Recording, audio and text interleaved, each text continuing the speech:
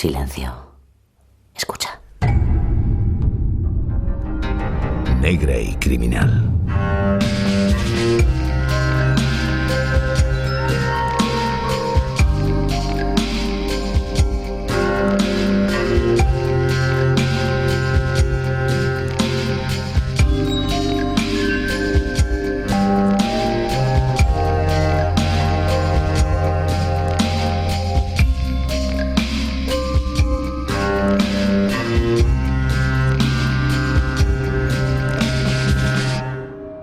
Todos los seres que respiramos conocemos el miedo. El miedo a que nos pase algo, el miedo a morir, el miedo incluso a perder la razón. Todos los seres necesitamos el miedo para vivir. Y sin embargo, siendo una sensación tan universal, nadie ha podido llegar a saber nunca cómo otro vive y siente el miedo. ¿Grita mi miedo igual que el tuyo? ¿Se comporta igual? Seguramente el único modo de conocer algo así sería internándonos en el corazón de cada ser y observar cómo tiembla, cómo llora, cómo se esconde y cómo grita cada corazón con el miedo. ¿No crees? Pero eso es algo que no podemos hacer, al menos por ahora. Lo que sí podemos hacer es internarnos en nuestro propio miedo, del mismo modo que se ha hecho a lo largo de los siglos, contándote una historia de terror. ¿Te atreves? La ficción. Mona León Siminiani. La primera historia que te vamos a contar es una historia clásica, porque en ellas el miedo siempre tiene un tinte especial, como extraordinario. Y siempre que lo extraordinario aparece en nuestras vidas, el miedo toma las riendas de la situación. Nuestra imaginación puede estar poblada de sucesos extraordinarios, pero cuando intentamos comunicarlos, es muy posible que nos encontremos con un nuevo miedo. ¿Y si todos piensan que estoy loca o loco? Que se añade al que ya sentíamos. Cuando eso ocurre, estamos total y absolutamente perdidos. Y eso sí que da miedo. Juicio por asesinato, de Charles Dickens. Una adaptación de Negra y criminal. Hace muchos años, o muy pocos, en realidad no importa, se cometió en Inglaterra un asesinato que llamó mucho la atención por su especial brutalidad y ensañamiento. Cuando se descubrió el cadáver, no recayó ninguna sospecha sobre el hombre que luego fue llevado a juicio, y desde luego en ningún momento se hizo pública la identidad del asesino. Al menos, no antes del juicio. ¡Silencio! ¡Silencio, por favor! ¡He dicho que guarden silencio! Un momento. No es aquí donde empieza todo. No, empieza mucho antes. Y además es imprescindible dejar claro este punto, porque es esencial en mi historia. Como decía, los periódicos no dieron referencia alguna del asesino. No hubo fotos, perfiles ni descripciones. Resulta esencial tener en cuenta este hecho. De hecho, las primeras crónicas se centraban más en el descubrimiento del cadáver en un dormitorio y en la descripción detallada de este dormitorio, donde la víctima fue hallada en medio de un gran charco de sangre sobre la cama, con múltiples puñaladas en el pecho y un corte transversal que le atravesaba la garganta de lado a lado. Uf. A ti también te ha dolido, ¿verdad, Derrick? Será mejor dejar de leer. Baja de la cama, Derrick, que la acabo de hacer. Pero entonces ocurrió algo. Cuando dejé el periódico, tuve un destello. Una sensación. O un impulso. En realidad, no sé cómo llamarlo. Tuve la impresión de que el dormitorio del hombre asesinado pasaba a través de mi cuarto como si alguien pintara un cuadro sobre la corriente de un río que atravesara mi habitación y en ese cuadro estuviera pintado el otro dormitorio, el del muerto. Con su cadáver en tu cama. Fue algo instantáneo y pasó en un segundo, pero me pareció tan real que suspiré aliviado cuando comprobé que sobre mi cama no había ningún muerto. Vamos, Derrick, baja de ahí. Desconcertado aún por la impresión, me dirigí a la ventana para tomar aire. Pareces una colegiala impresionable, Charles. Entonces vivía en una casa que daba a Piccadilly. Siempre me ha gustado el movimiento de la ciudad. Era una preciosa mañana de otoño y la calle estaba alegre y bulliciosa. Soplaba el viento y al mirar afuera observé que una ráfaga levantó un montón de hojas caídas y formó con ellas una columna espiral. Cuando la columna cayó y se dispersaron las hojas, vi a 2 hombres en medio de la plaza que caminaban uno detrás de otro. Pero no caminan de modo normal. El primero, un hombre menudo, iba unos pasos por delante del otro y de vez en cuando se volvía nervioso mirando a su perseguidor. Este tenía la cara inusitadamente gris y seguía al hombre menudo con la mano derecha levantada en gesto amenazante. ¿Le está apuntando con una pistola? Pues no lo podía ver a esa distancia, pero era una escena violenta y llamativa. Un gesto tan amenazante en un lugar tan público y sin embargo... Nadie más parece verles. Los 2 hombres seguían su camino entre la gente con una suavidad que no resultaba coherente con la acción de caminar sobre una acera. Ninguna otra persona les cedía el paso, nadie les tocaba o siquiera les miraba. Era como si no estuvieran allí. Y entonces, de repente, cuando pasaban justo por delante de mi ventana, ambos miraron hacia arriba y clavaron sus ojos en mí. Durante unos terroríficos segundos me miraron hasta que... ¡Corre la cortina, córrela! Pero a pesar de encontrarme oculto tras la cortina, no podía liberarme de sus rostros, de sus miradas. ¿Pero qué ha pasado? ¿Por qué te miraban? No lo sé, de verdad que no lo sé. No lo sé. De veras que no lo sé.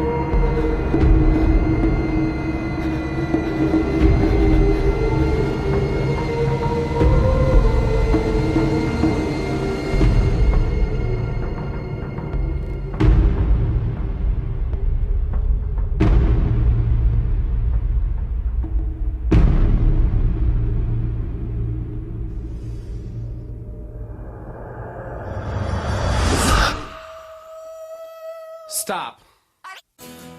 No conté a nadie el episodio de los 2 hombres de Piccadilly. Mary siempre dice que para ser empleado de banca tengo más bien la imaginación de un escritor de novelas y no tenía ganas de ser objeto de sus burlas durante meses.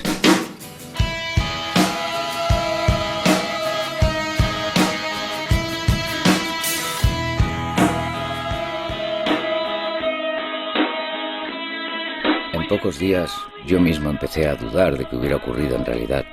Es cierto que tengo una mente impresionable y con cierta tendencia a la exageración. Además, ¿cómo podía pretender haber visto al asesino y a su víctima si ni siquiera se habían publicado fotos de... ¿Has oído eso?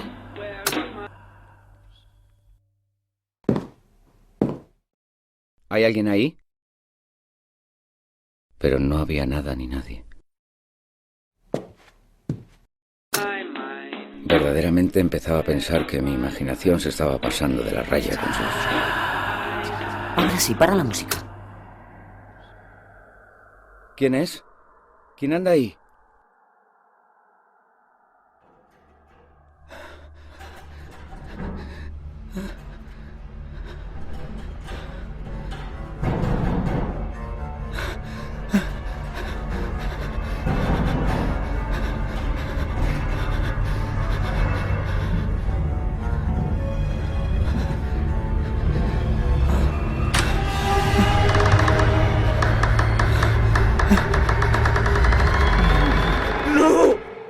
Charles, ¿qué te pasa, vecino? Oh. Ay, Mary, solo eres tú. Hombre, gracias. Yo también me alegro mucho de verte. ¿Y quién iba a ser sino yo? Nadie. ¿Quieres una copa? Ay. ¿Cómo has entrado? Pues sí a lo primero, y con las llaves lo segundo. Por cierto, creo que la copia está mal. Me ha costado mucho abrir. ¿No tenías hoy una cita? Por eso he pasado por aquí antes de subir a mi casa. ¿Qué os pasa a los hombres, Charles? ¿Me lo puedes explicar? Me fui a la cocina para tratar de tranquilizarme. Mary hablaba desde el salón, pero su voz me llegaba como un murmullo muy lejano. Me alegraba de estar preparando ese brandy para Mary y de tomarme yo otro, ya de paso. Lo necesitaba. Le di un pequeño trago y salí de nuevo al salón un poco más repuesto del susto con las 2 copas en sendas manos. Me tengo que ir a trabajar. Y lo peor Pero cuando levanté la vista para mirar a Mary... Pero él no estaba escuchando.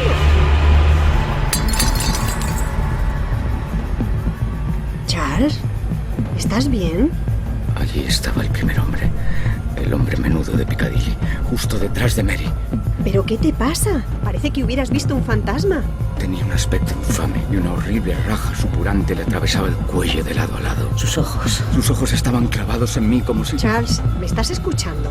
Has tirado las copas. Se quedó parado a escasos centímetros de la nuca de Mary durante unos segundos. Luego, sin apartar su mirada ansiosa de mí, caminó lentamente hacia la puerta. Yo lo seguí con la mirada hasta que el hombre desapareció por el pasillo. Síguele. ¿Qué pasa ahora? ¿A dónde vas?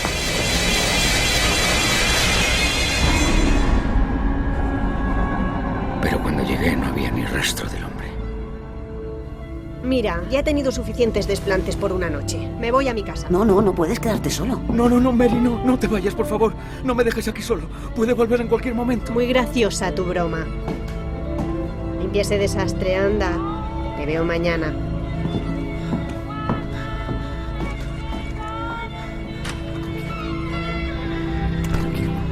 Tranquilo. No va a volver. Tranquilo, ya verás. No va a volver, de verdad. Pero esa noche no pude dormir. No va a volver. Tranquilo. ¿Qué ha sido eso? Tranquilo, de verdad. Tranquilo.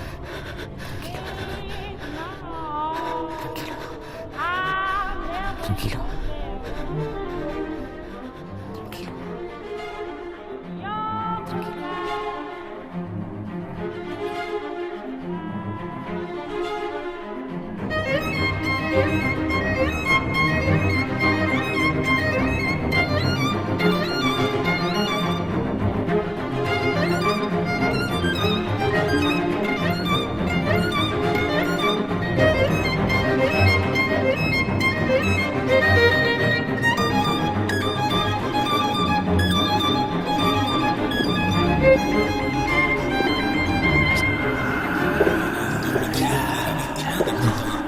Tienes la imaginación de un escritor de novelas.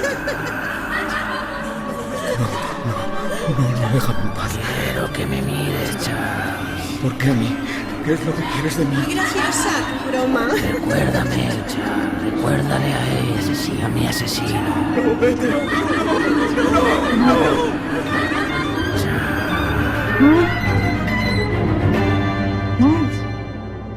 Charles, despierta. ¡Despierta!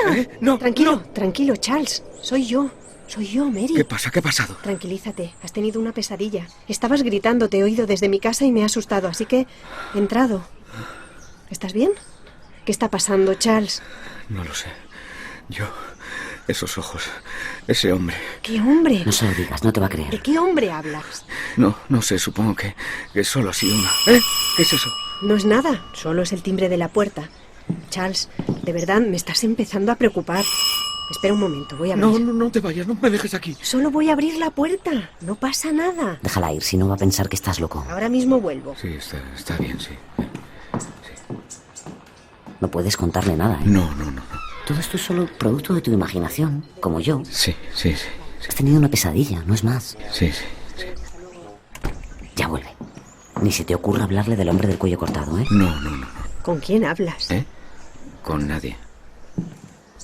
Era el cartero. Traía una notificación de los juzgados. ¿De los juzgados? Déjame verla. ¿Qué es? ¿Qué dice? Me citan para que forme parte de un jurado criminal. ¿En serio? Déjame ver. Tienes que presentarte en el Old Bailey. Debe ser un caso de asesinato. No pienso ir. ¿Cómo que no? Si te citan tienes que ir. ¿Puedes conseguir algo que te exima? Supongo que no. No pone por qué caso es. Tú sabes qué caso es. Me parece que vas a tener que ir. Me parece que sí.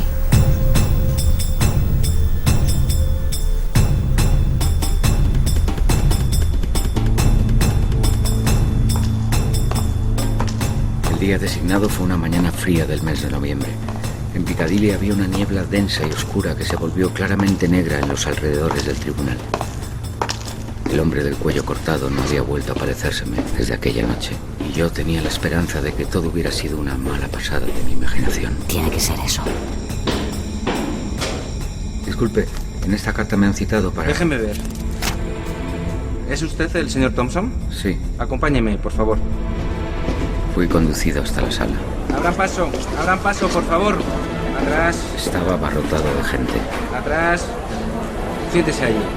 Tomé asiento en el lugar designado para los jurados y miré a mi alrededor entre el gentío. Poco después entró el juez y tomó asiento. ¡Silencio! Comienza la sesión.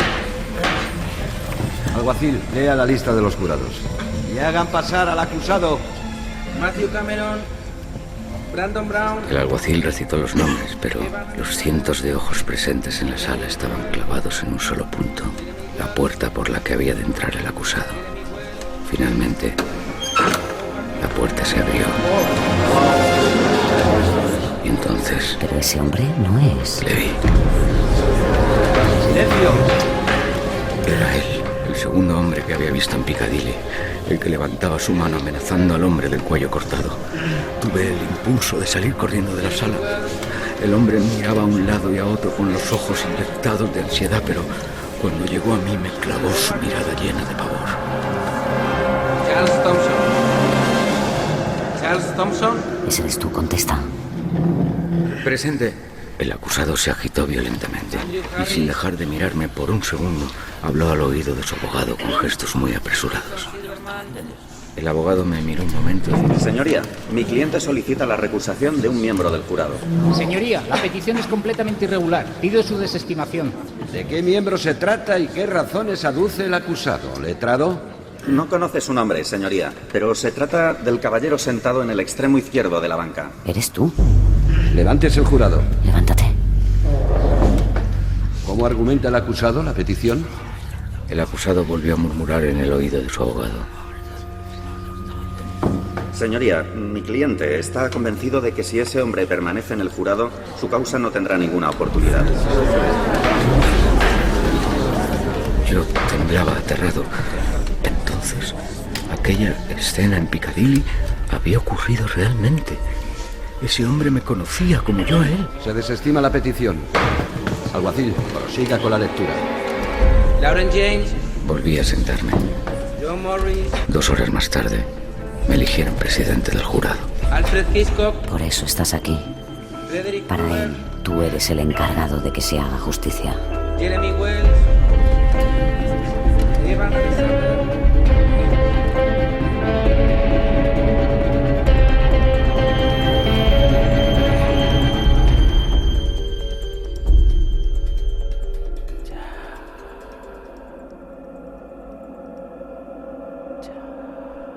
Durante los siguientes días se presentaron pruebas de cargo.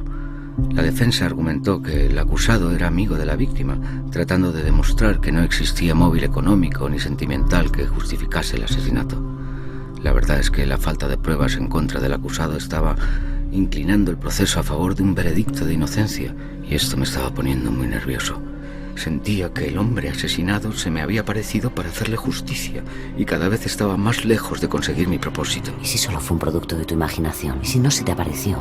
No sabía qué hacer. La cuarta noche volvía solo a la London Tavern, donde nos habían albergado a todo el jurado en una misma sala. ¿Y si este hombre es inocente, Charles? Echaba de menos el sarcasmo de Mary, que era capaz de sacarme de mí. Me quedé paralizado. Noté un calor húmedo en el cuello, un fuego que me impedía respirar. ¡En tu espalda, Charles! Me volví rápidamente. Allí estaba, su cara a 3 centímetros de la mía, sus ojos inertes clavados en los míos y su cuello cortado, embadurnado de sangre. Si el muerto hubiera tenido aliento, lo hubiera sentido en mis propias mejillas. ¿Qué haces? ¡Vete de aquí! Pero no podía despegar los pies del suelo. De repente, el espectro miró a un lado. Lentamente levantó su mano derecha. De ella colgaba una cadena con un reloj antiguo de bolsillo manchado de sangre. ¿Qué es eso? Busca, Charles. ¡Charles, vete! ¡Corre!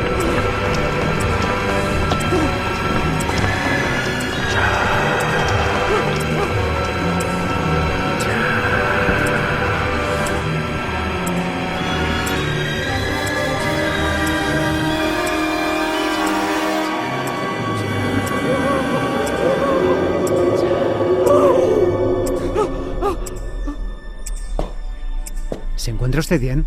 Sí. Yo que usted me cambiaría la ropa. Tenemos que estar en la sala en 20 minutos. Me miré y vi que había dormido vestido con la ropa del día anterior. No recordaba nada. Con suerte, hoy podremos volver a casa. A no ser que ocurra un milagro, parece bastante claro que este hombre es inocente. Fíjate, yo que pensaba al principio que era el asesino. Me fui rápidamente a la ducha, desconcertado aún por mi pesadilla. O quizás no era una pesadilla.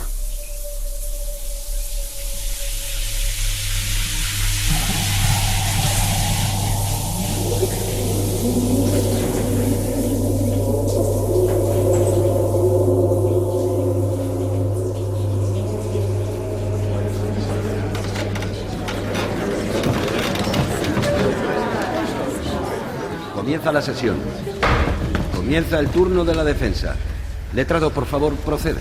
No puedes dejar que este hombre se salga con la suya, Charles. No había terminado de pensar esto con una cierta ansiedad cuando un ayudante se acercó rápidamente a la banca de la fiscalía y murmuró algo. Hubo un revuelo y el fiscal se levantó con decisión. Señoría, nos ha llegado una prueba de última hora que quisiéramos presentar. Protesto, señoría. El inventario de pruebas está... Ha aparecido esta mañana, pero creemos que es de suma importancia para el proceso. Veamos la prueba, fiscal. El fiscal mostró al juez y a toda la sala una bolsa de plástico. Es un reloj de mano perteneciente a la víctima con restos de su sangre y las huellas del asesino en él. El reloj está parado a las 11:43, la hora en que presuntamente fue cometido el asesinato. ¿Cómo ha llegado hasta su poder? No lo sabemos, señoría. Una fuente sin identificar lo ha dejado esta mañana en una comisaría de policía. ¿Tú? ¿Lo entregaste tú? En ese momento, justo detrás del fiscal, vi la figura del hombre del cuello cortado. Una sonrisa le bailaba en sus labios muertos, haciéndome entender que sí, con toda seguridad. La fuente sin identificar era yo. El hombre del cuello cortado parecía casi eufórico. De pronto, sin que nadie más advirtiera su presencia, se volvió hacia el público presente y alzó los brazos como un director de orquesta. Un rumor empezó a levantarse por toda la sala. ¡Asesino! Poco a poco, al principio. Y cada vez más. ¡Asesino! ¡Asesino! Hasta que todos los presentes se levantaron en un gran estruendo, gritando contra el acusado.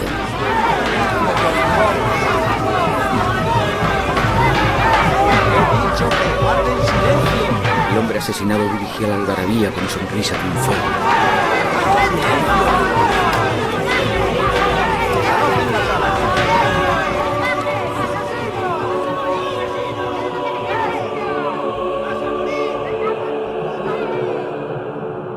Entonces el hombre se volvió hacia mí y me clavó una mirada de advertencia.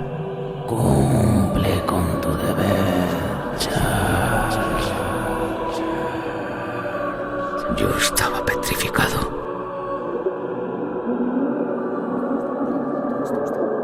Todo esto no está ocurriendo, no está ocurriendo. Charles, tienes que despertar. Charles, tienes que despertar. ¡Desalojen la sala! ¿Se encuentra bien? ¿Está usted temblando? Sí, perfectamente. Aquella fue solo la primera de muchas apariciones del espectro en tribunal. Él mismo se iba a encargar de conseguir su veredicto.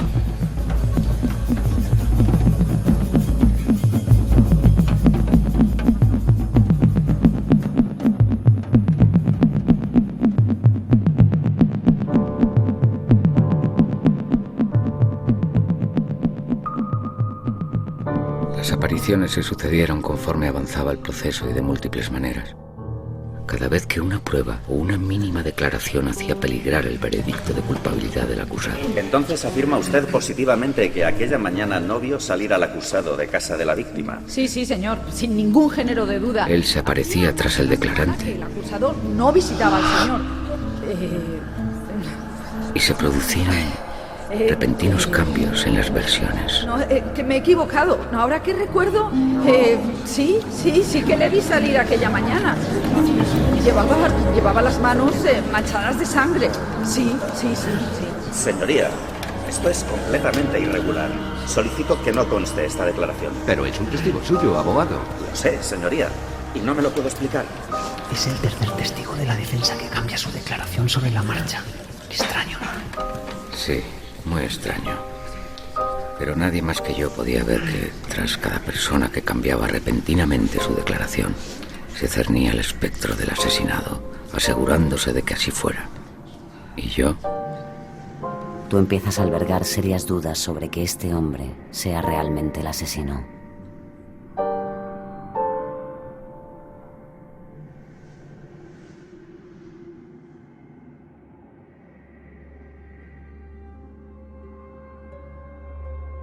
Nos retiramos a deliberar a las 10 de la noche del 8º día.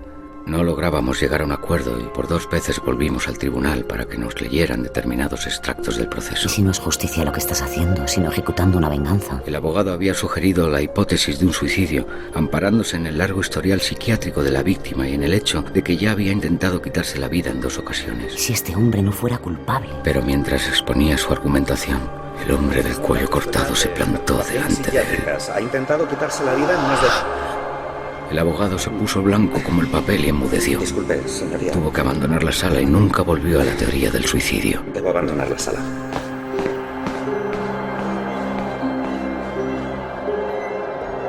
Tras horas de discusión sin conclusiones, nos fuimos a dormir a la sala común. Todos cayeron rendidos excepto yo, que no podía dormir atenazado como estaba por las dudas y el miedo. Y esa noche, mientras todos dormían, el espectro se apareció en la sala.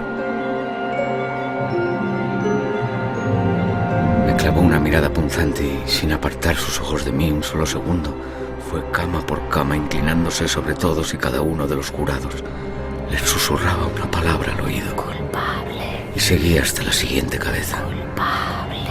Cuando hubo acabado con ellos, me miró con la sonrisa más macabra de todas las que le había visto. Te está advirtiendo. A la mañana siguiente no hubo discusión. Todos los miembros del jurado tenían claro su veredicto.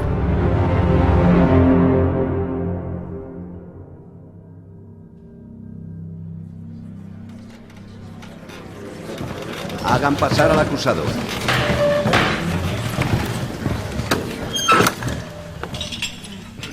El reo caminó arrastrando los pies hasta situarse delante del jurado. Señor presidente del jurado, ¿tienen ya un veredicto? Sí, señoría. Puede proceder. ¿Estás seguro, Charles? El jurado del Tribunal Criminal Central de Old Bailey declara al acusado culpable. ¡Silencio! ¡Guarden silencio! Señor James, ha sido usted hallado culpable de homicidio en primer grado. Será ahorcado hasta morir. La sentencia se ejecutará el día... Señoría, ¿puedo decir algo? ¡Silencio! ¡Silencio, por favor! Señor, sabía que era un hombre condenado desde el mismo instante en que ese hombre, el presidente del jurado, entró en la sala. ¿En qué sustenta semejante acusación? El condenado se volvió hacia mí con gesto fiero y amenazante. La noche antes de que me apresaran, señoría, ese hombre apareció junto a mi cama por la noche. Me despertó y puso una soga alrededor de mi cuello. La sala enmudeció. A mí se me congeló la sangre. Llévense al acusado. En todo su camino hacia la puerta, el condenado no apartó su mirada vengativa de mí.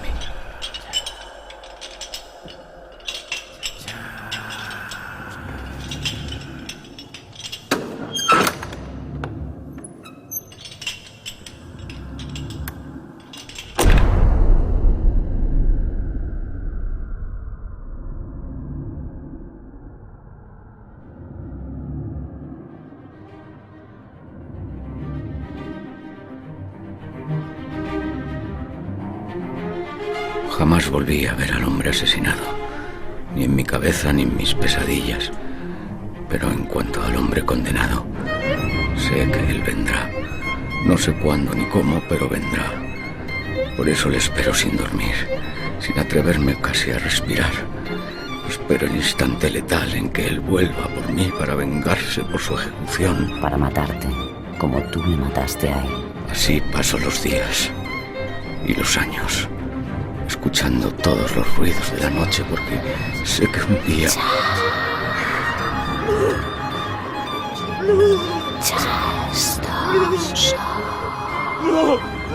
Charles. Tranquilo, soy Mary. Estoy aquí. Ya está. Ha sido solo otra pesadilla. O quizás... ¿no?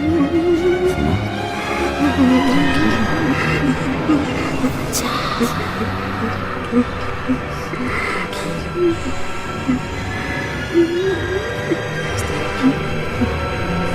tranquilo.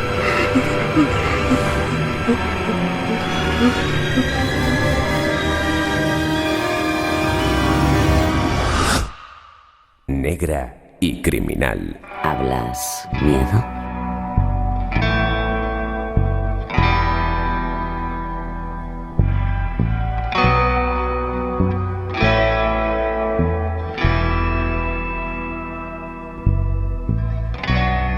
White walls always weep when I try to fall asleep in the city by the sea. Walk the memories, just me and the lavender moon. She knows my heart belongs to you.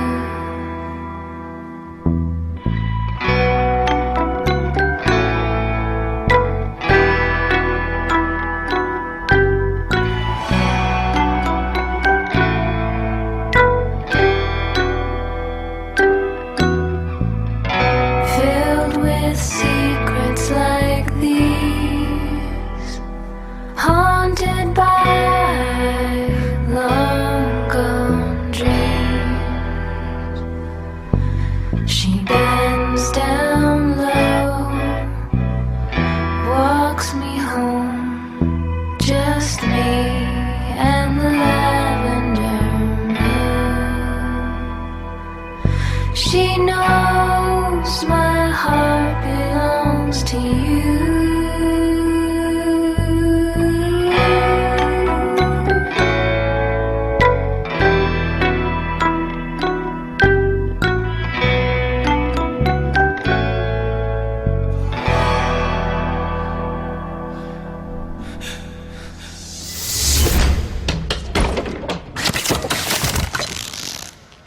Tres son los resultados posibles cuando un cuerpo cae al vacío con una soga al cuello.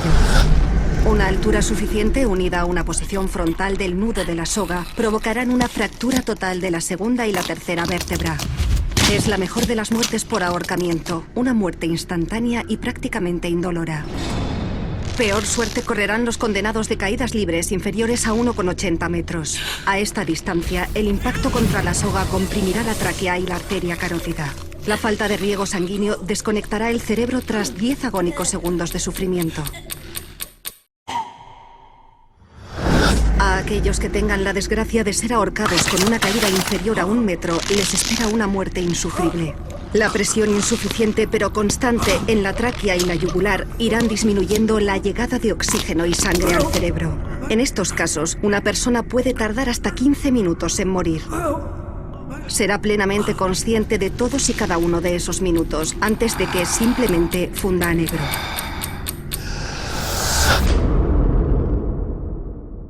Seguramente uno de los mayores miedos de la humanidad es el miedo a la locura. Claro que, paradójicamente, es también el miedo que más humanos nos hace. Despertarse en mitad de una noche en medio de la oscuridad más absoluta y primigenia y escuchar una voz que parece la tuya, pero no eres tú. O sí lo eres. Sí lo eres. Y empiezas a pensar en pasarte de la raya. ¿Por qué no? En romper la jaula de reglas, normas y convenciones que jamás pudiste escoger, pero bajo las cuales vives. Envidias a esas personas que dicen que se sienten libres. Personas que solo obedecen a sus instintos, sin cortapisas, sin prejuicios, sin castigo. Pero no puedes. Sabes que no debes. Deseas con todas tus fuerzas que esa voz interior tome el control y a un tiempo tiemblas de solo imaginártelo. Piénsalo. ¿Tendrías miedo si fueses un psicópata?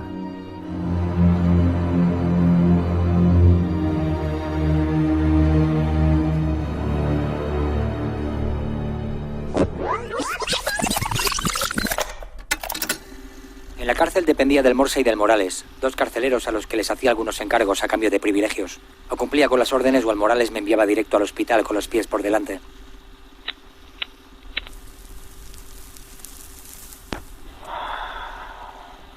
A mí toda la vida me han pegado.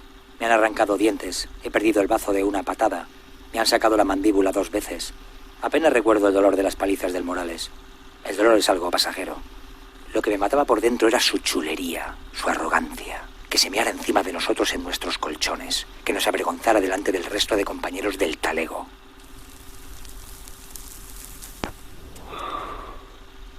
Podía hacerle 1000 trabajillos, podía robar y seguir apuñalando en su nombre. Eso daba igual, porque ese tío estaba más muerto que yo.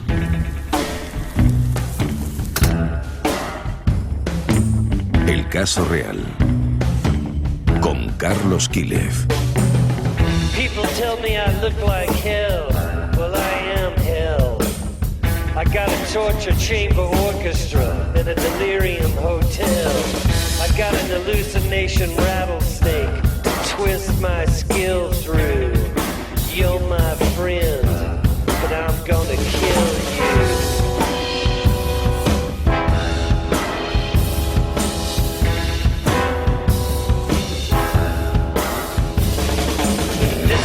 Story which is based on a true story which is based on a lie. Don't jack with me, Sahib. I'm history. Don't jack with me, Lucille. José Gascón Fonollosa tiene 52 años, es atracador de bancos y es un violador compulsivo. Es un psicópata patológico, según buena parte de los expertos y de los forenses que le han tratado en sus diversos ingresos en prisión.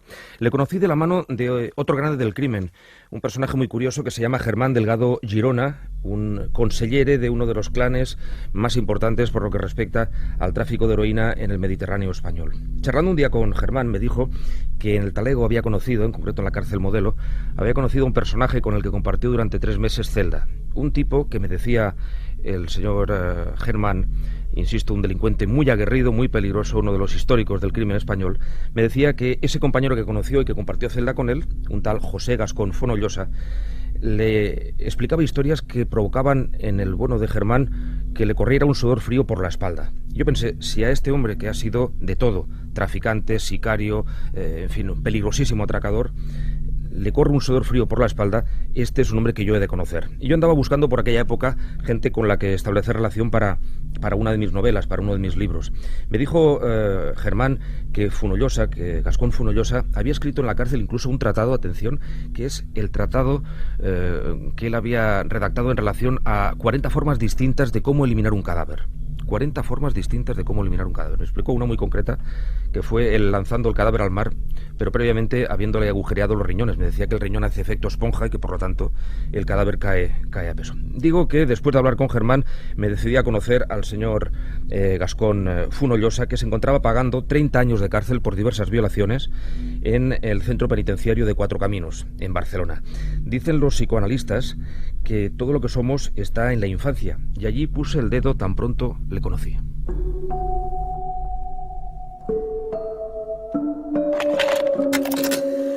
Pasé mi infancia en el barrio del Raval. Vivíamos en la calle Conde de Asalto. Era la frontera entre dos mundos. A un lado turistas y a otro las putas. Más allá la droga y justo debajo la Guardia Civil. En medio estaba una generación que tuvo que buscarse la vida desde críos. José Gascón es un hombre de buenos modales que mira fijamente a los ojos de su interlocutor, intentando cerciorarse de si aquello que explica se está entendiendo en el sentido que él le pretende dar. Crecí como un chaval más. Mi familia era humilde pero trabajadora. Vivíamos en un piso pequeño y viejo pero muy acogedor. Me pasaba el día en la calle jugando a policías y ladrones. Yo siempre me ponía del lado de los ladrones.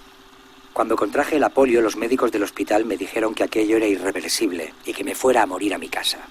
Estuve 5 meses en estado vegetativo y cuando me recuperé necesité hierros en las piernas para aguantarme de pie. Todos en el colegio se reían de mí. Me llamaban el ortopédico. Los únicos que me defendían eran los de la banda del Olmo, unos chavales que lo resolvían todo a puñetazo limpio y navajazos. Tiene huevos que los chavales más dañinos y violentos fuesen los que mejor corazón tuvieron conmigo.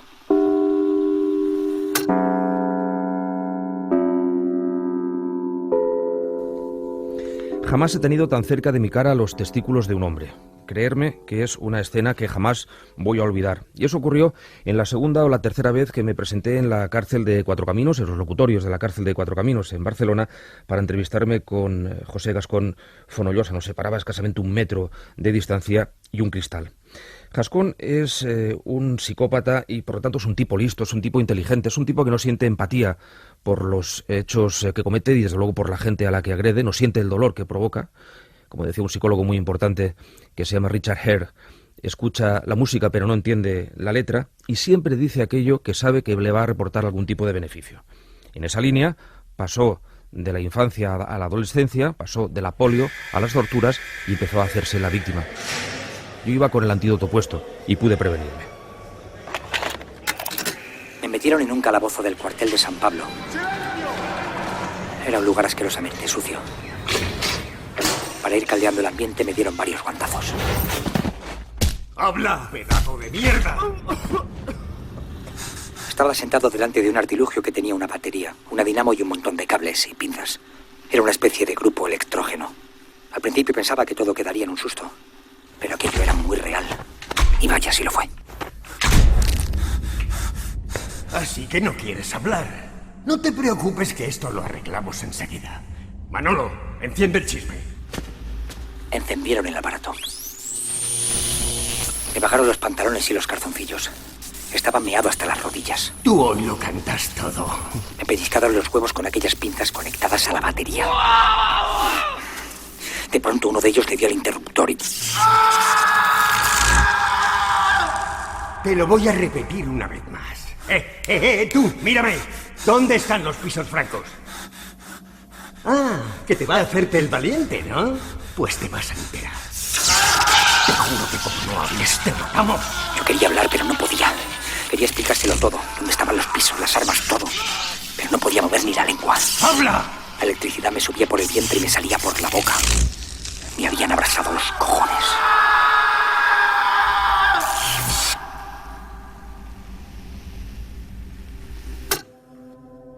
Las cicatrices recorrían su escroto como una red de sinuosas carreteras desiertas de vello púbico. Gascón reconocía haberse comportado como un auténtico cabrón, pero a su vez se declaraba una víctima del sistema. Era un tipo muy listo, listo como para decir lo que el otro esperaba escuchar, listo como solo lo sabe ser un auténtico psicópata.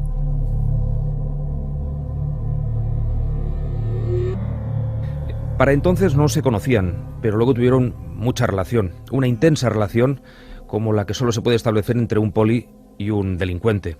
Él se llama José Luis Canga, es inspector jefe del Cuerpo Nacional de Policía y entonces, a principios de los 90, era el responsable del grupo de delitos contra la libertad sexual del Cuerpo Nacional de Policía en Cataluña. Fue, junto con sus hombres, el autor material de la detención de Gascón, la detención que le llevó a la cárcel y por la que está pagando más de 30 años de cárcel, diversos atracos y diversas violaciones. No le extraña al bueno de Canga, este inspector veterano, 63 años, no le extraña que de aquellos polvos estos lodos, todo lo que sufrió y todo lo que pasó Gascón a lo largo de su trayectoria vital, probablemente algo tienen que ver con lo que acabó siendo este depredador.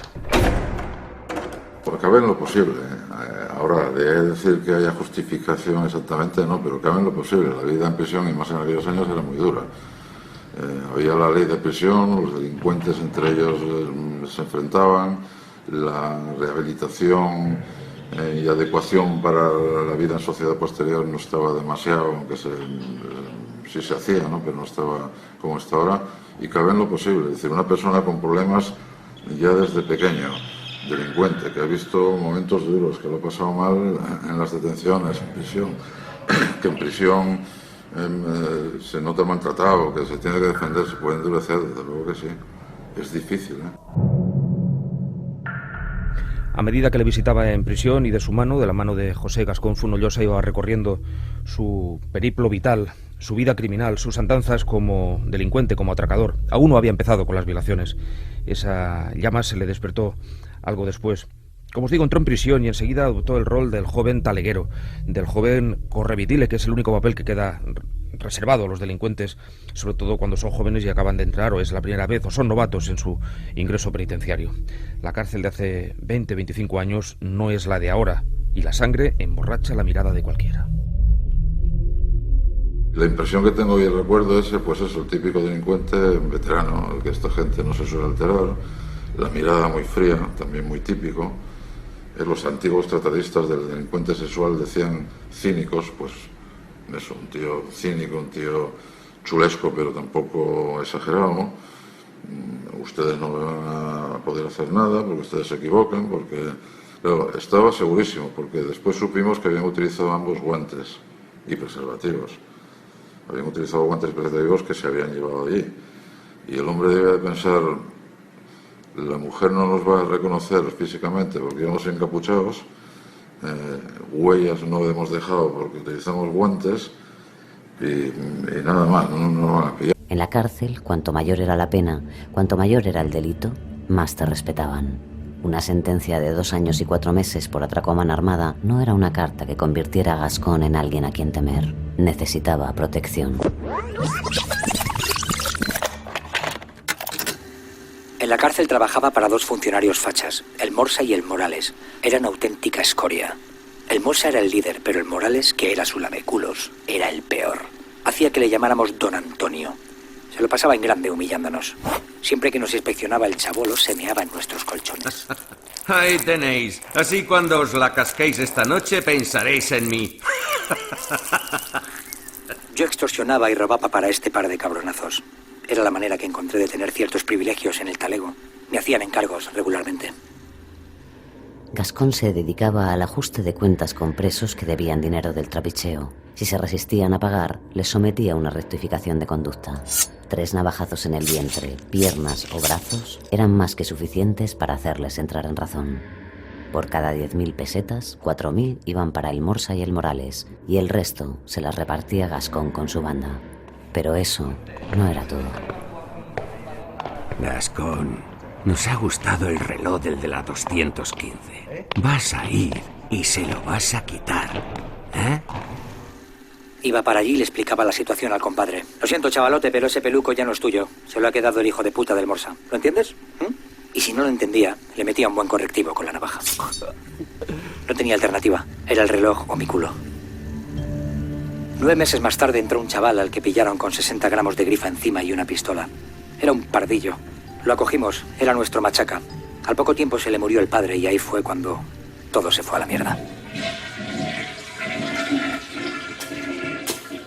Oye, Gascón, ¿has visto el sello de oro que lleva el mariquita ese que os friega la celda? Sí, don Antonio. Creo que es de su padre. Ha fallecido recientemente. Pues a mí me gusta. Vas y se lo pides. Pero ni nada. Mañana en mi mano, ¿de acuerdo? Cuando volví a la galería me fui directo al chaval a pedirle la sortija. Sabía que era de su padre, y la familia es lo más importante de esta vida. Chaval, el Morsa y el Morales quieren tu anillo. Déjate de mierda si no quieres tener problemas. No te lo voy a dar. Era de mi padre y yo... Dame el puto anillo. Hazme lo que quieras, pero no te lo voy a dar. Le prometí a mi madre que siempre lo llevaría conmigo. Así que, si lo quieres, me vas a tener que matar. No quería matarle, así que fui a hablar con el Morsa para que el chaval se quedara con el anillo. Y jamás olvidaré lo que me dijo. Me miraba con esa sonrisa de maricón que tenía mientras se chupaba los pelos del bigote con la lengua.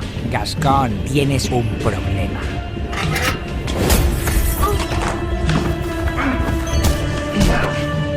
Aquella noche, Morales y 2 encapuchados entraron en su chabolo y le dieron una paliza de muerte delante de sus compañeros. Le reventaron el bazo y le dejaron una oreja colgando. Se pasó una buena temporada en el hospital. Tardé un mes en volver a la galería. Cuando volví me dijeron que al chaval se lo habían llevado a aislamiento y una semana más tarde apareció muerto ahorcado. Al parecer se suicidó.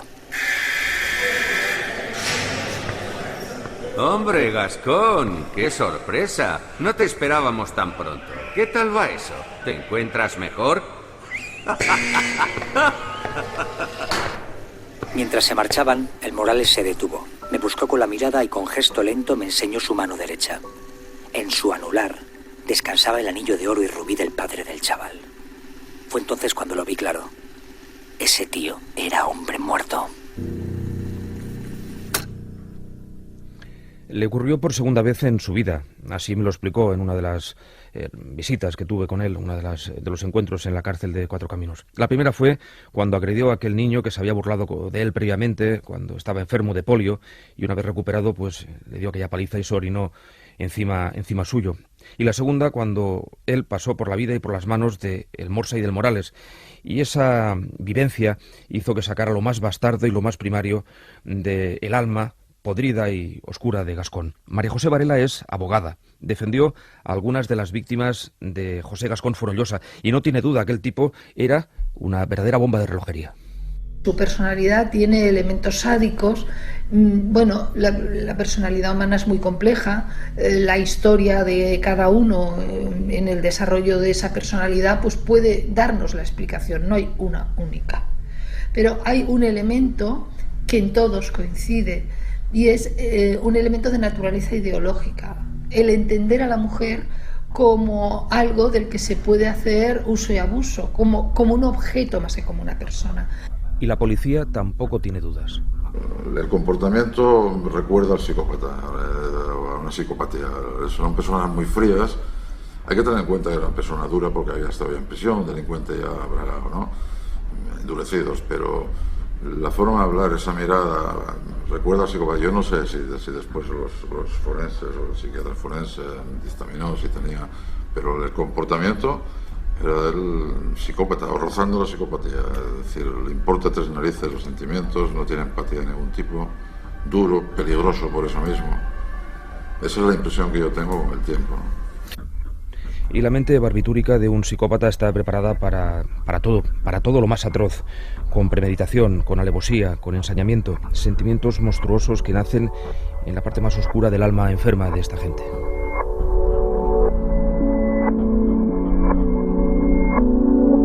A veces, las historias reclaman ser escritas con tal insistencia que se acaban escribiendo solo para que callen en tu interior. En 1995, José Gascón decidió callar su interior. En ese momento decidió que el plato de su venganza estaba suficientemente frío. En aquella época no era consciente de que me había convertido en una doble persona. La exterior, que se podía ver y tocar, un tipo tranquilo, escarmentado y arrepentido. Y la interior funcionaba sin maquillaje y era la personalidad de un psicópata en estado puro. Estaba obsesionado con Morales. No paraba de seguirlo. Sabía todo de él, su DNI, su teléfono, sus horarios en el Meco. Hasta una noche me colé en el garito en el que estaba. Le pedí fuego. El hijo de puta ni me miró a la cara. Podría haberlo matado allí mismo, pero mi momento llegó el jueves siguiente. La cabeza le iba a 1000 por hora. Llevaba una semana sin dormir, puede que más. No necesitaba descansar. Las anfetaminas lo mantenían despierto y alerta. ¿Quién es? Hola, soy José Manuel, un compañero de trabajo de Morales. Vengo a traerle los cuadrantes de turnos para la semana que viene.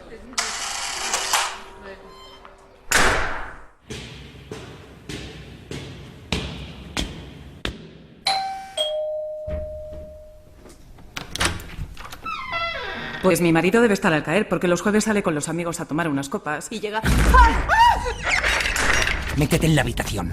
Como hagas alguna tontería te vuelo la cabeza. Llévate lo que quieras, pero no me hagas daño, por favor. Deja de llorar que me estás poniendo nervioso. Esto no va contigo. Siéntate en el sofá que vamos a esperar a tu marido. Estuvimos más de 4 horas hablando. Encendí la tele para que los vecinos no oyeran nada. Me sacó una botella de JB. Me tomé 5 whiskies y le conté con pelos y señales lo que hacía el cabrón de su marido en el talego. No se creyó una palabra de lo que decía. Tony es buena persona. Tenemos una vida tranquila. No nos haga daño. Solo queremos ser felices y formar una familia. Queremos tener un niño. Será un buen padre. Y una mierda será un buen padre. Tu marido jamás será padre porque esta noche me lo voy a cargar. ¿Ves todas estas cicatrices? ¿Las ves? Pues me las ha hecho tu puto marido, una a una. ¡Te equivocas! Tony, no. ¿Tú qué sabrás, hija de puta? No, por favor, no me hagas daño. Por favor, por favor. Cállate. Cariño. Cállate. ¿Estás aún despierta? Mira que te dije que no te quedaras despierta, que aún no... Le reventó la cara de un culatazo. Morales cayó inconsciente a los pies de Gascón como un saco de patatas. Le había roto la nariz y todos los dientes de la parte superior. Lo llevó al sofá, lo ató y le llenó la boca de trapos para que no pudiera gritar. Ahora me toca a mí. Mírame, Morales. ¿Ves ahora quién jode a quién? ¿Eh? Mira cómo me tiro a tu mujer, cabronazo. ¡Que me mires! A ver quién le jode a quién ahora. No quiero que olvides nunca este momento. Ni se te ocurra cerrar los ojos. ¡Mírame! ¡Miras! Abre los ojos o te juro que te reviento la cabeza. Primero a ti y luego a ella. ¡Ábrelos! Mucho mejor, es mucho mejor, ¿eh? Me la voy a tirar hasta el final y tú lo vas a ver.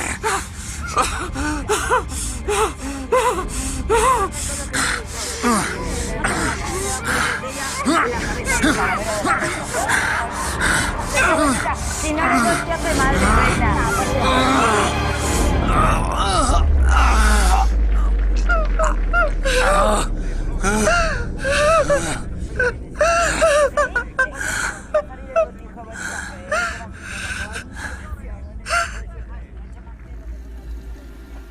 No le miré a la cara mientras me la follaba. Me habría arrepentido. Me corrí fuera mirando fijamente a los ojos de Morales. Fui un cabrón con esa tía, pero lo tenía que hacer. No disfruté con ese polvo, pero sí con la presencia de Morales. Creo que eso fue lo que me excitó. ¿Que por qué no lo maté? Mi mente eligió entre todos los dolores posibles el más insoportable para Morales y el peor de todos. Más que una puñalada o un tiro en la sien, era someterlo al espectáculo de ver cómo me follaba a su mujer.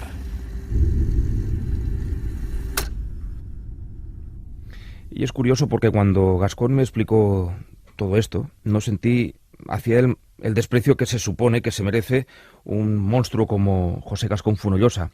El primer sentimiento que abrigué fue el de privilegio. Privilegio de estar allí, de ser testigo de un pedazo de la realidad increíble y de la verdadera condición y dimensión de la especie humana. Aquella mujer nunca lo denunció. Ni ella, ni su marido funcionario de prisiones. A ambos les faltó quizá el valor y les sobró la certeza de que tipos como Gascón han de morir para dejar de ser lo que en realidad son. Las víctimas sí que son las verdaderas olvidadas. No solo tenemos que ser comprensivos, sino que tenemos que modificar absolutamente los comportamientos.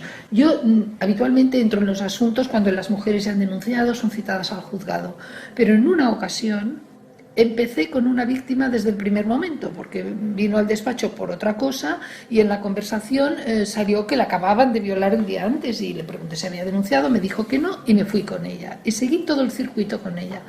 Y te aseguro que hay elementos no verbales, pero de actitudes que son absolutamente disuasorias y que estigmatizan a la víctima. Yo recuerdo que fui al hospital, llegué por urgencias, iba con ella, pero hablaba yo, y digo, urgencias ginecológicas, me dicen, ¿para qué? Digo, por una violación. No sabían quién.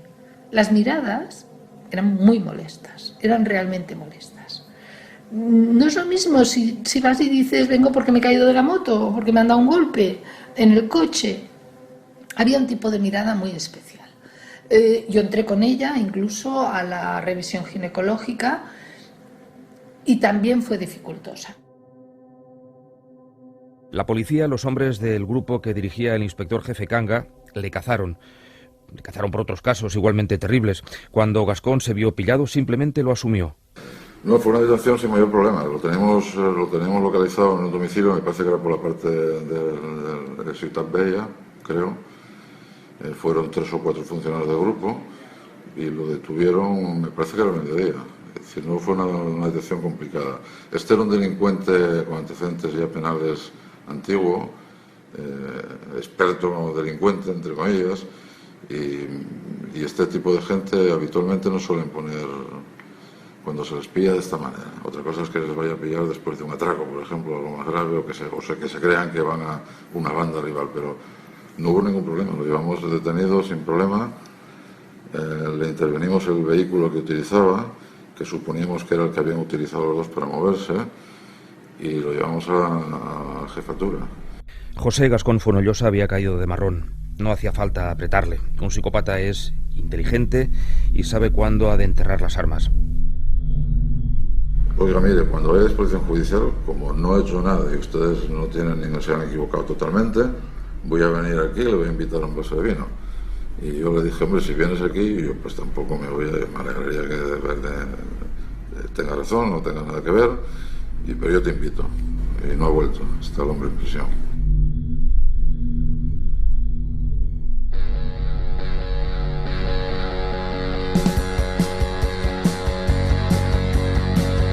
La brutal violación de José Gascón a la mujer de Antonio Morales dejó en él secuelas psicológicas irreversibles. Acabó abandonando su puesto como funcionario penitenciario.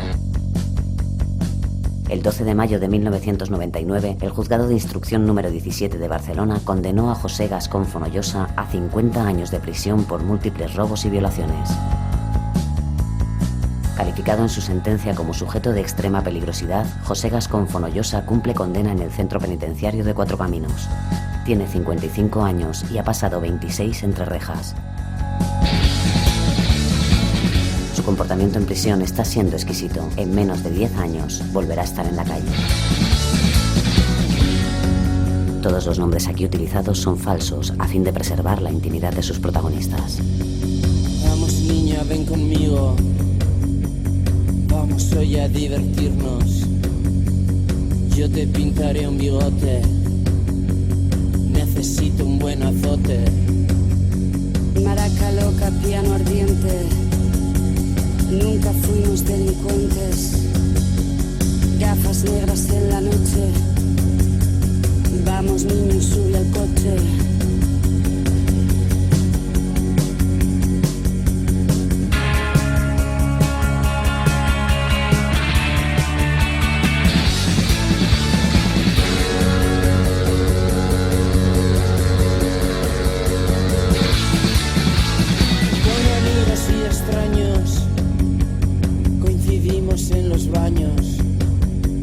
Siempre te gustaron largas.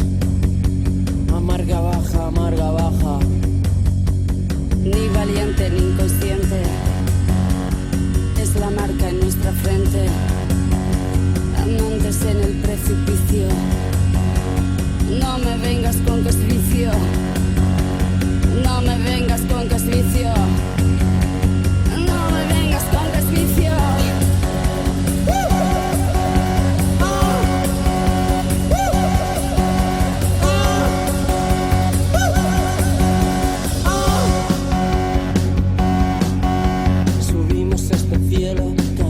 Hasta el fondo la apostamos siempre todo, bailando, danzando entre los muertos, el son de los cascabeles, mataderos de Uralita rodean la ciudad, no caímos en la trampa, hemos visto la cocina y vuestros hornos, no nos gusta cómo huelen.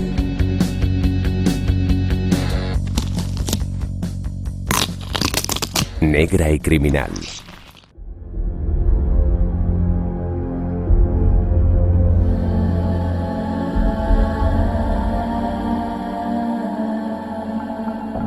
El miedo que me dominaba no era un miedo racional, sino un terror pánico, debido en parte a la tranquilidad y el silencio que me rodeaban.